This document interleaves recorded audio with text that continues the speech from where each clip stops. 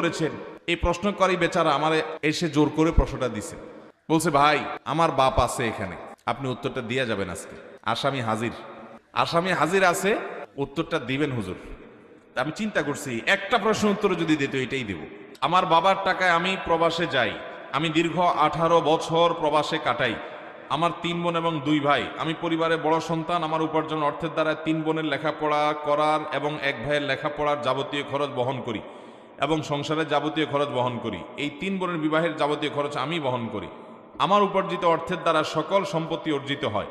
আমার অর্থের দ্বারা 50% জমি ক্রয় করা হয়। আমি বলেছিলাম ওই সম্পত্তি আমার এবং আমার বাবার নামে ক্রয় করার জন্য, কিন্তু আমার বাবা ওই সম্পত্তি আমার নামে না রেখে মার নামে এবং বাবার নামে ক্রয় করে, কিন্তু আমার দাবি ছিল আমার নামে এবং আমার বাবার নামে ক্রয় করার জন্য। কিন্তু ওই সম্পত্তি বাবা এবং মা আমাকে না দিয়ে 3 বোন এবং 1 ভাইকে দিয়েছে। এখন আমার করণীয় কি এবং আমার বাবা ও মার করণীয় কি? দেখেন, এই প্রশ্ন শত শত ফ্যামিলির, বিশেষ করে প্রবাসীদের প্রতি যে পরিমাণ জুলুম আমাদের দেশে করা হয়, শুধুমাত্র পরিবারের লোকরা জুলুম করে তা না, ওই এয়ারপোর্ট থেকে শুরু হয়। ঠিক না ঠিক? এয়ারপোর্ট থেকে শুরু হয়, মানে প্রবাসী আসছে এর কাছ থেকে কে কিভাবে খাবলা মারে খাবে।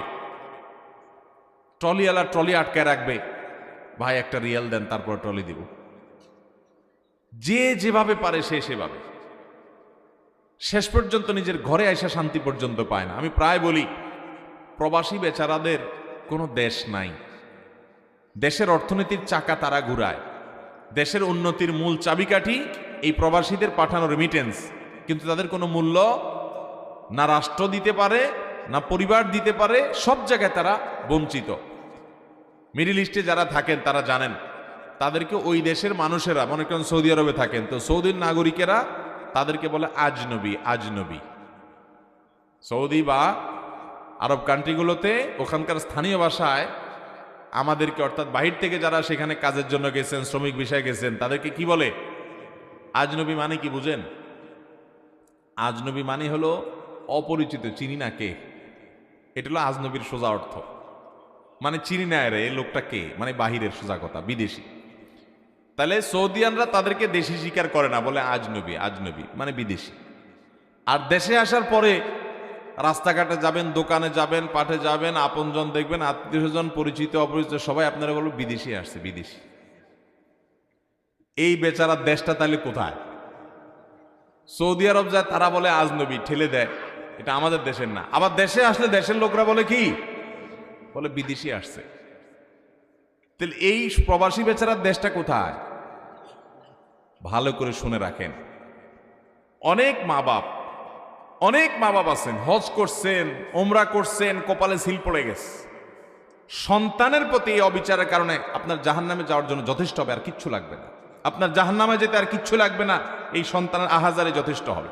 ভালো করে শুনে রাখেন, কোন সন্তান বাবা মার টাকা নিয়ে বিদেশ গেছে, জমি জমা বিক্রি করে বিদেশ গেছে, তার কর্তব্য হলো বাবা মার যে টাকা দিয়ে জমি জমা বিক্রি করে বিদেশ গেছে, যে টাকা খরচ করে বিদেশ গেছে, ইনকাম করার পর প্রথম সেটা পরিশোধ করে বাবা মার সম্পদ কিনে দেওয়া, যাতে সব ভাই বোন সমানভাবে পায়। এরপর সে যেহেতু আগে গেছে, অন্যরা যদি ছোটখাটো হয়, তাহলে সে যেহেতু উপার্জনক্ষম, তার কর্তব্য এদের ভরণ পোষণ, এদের খরচের জন্য ব্যবস্থা করে। যদি বাপুর উপার্জন না থাকে, তখন সে অভিভাবক হিসাবে সে দেখভাল করবে, আল্লাহ তাকে সামর্থ্য দিচ্ছে, এবং তার নৈতিক দায়িত্ব থাকবে সাধ্য অনুযায়ী ভাই বোনকে হেল্প করা, এটা সে করবে। কিন্তু এর মানে এই না সে সারা জীবন যত উপার্জন করবে, জমি জমা করবে, ব্যাংক ব্যালেন্স করবে, সব বাপ নিজের নামে করবে, এবং অন্যান্য ছেলে মেয়ে যেগুলা রাস্তায় টোটো কোম্পানির ম্যানেজারি করে ঘুরে বেড়াইছে ওইগুলারও ভাগ দিয়ে দিবে ওর কষ্টের টাকা। এটা কোনোদিন জায়েজ হবে? এই যে প্রশ্ন করেছেন, এই প্রশ্নকারী বেচারা আমার এসে জোর করে প্রশ্নটা দিছে, বলছে ভাই আমার বাপ আছে এখানে, আপনি উত্তরটা দিয়ে যাবেন আজকে। আসামি হাজির,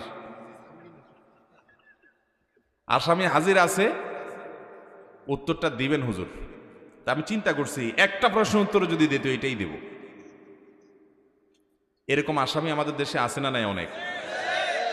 বাবারা ভালো করে শুনে রাখেন, সন্তানের প্রতি জুলুম করলে আল্লাহ বিচার করবেন কি করবেন না? আপনি এটা মনে করিয়েন না যে আমারই তো ছেলে, তার প্রতি জুলুম করলে আবার কিসের বিচার। জি না, আল্লাহ তাআলা কোনো জুলুমের ছাড় দিবেন।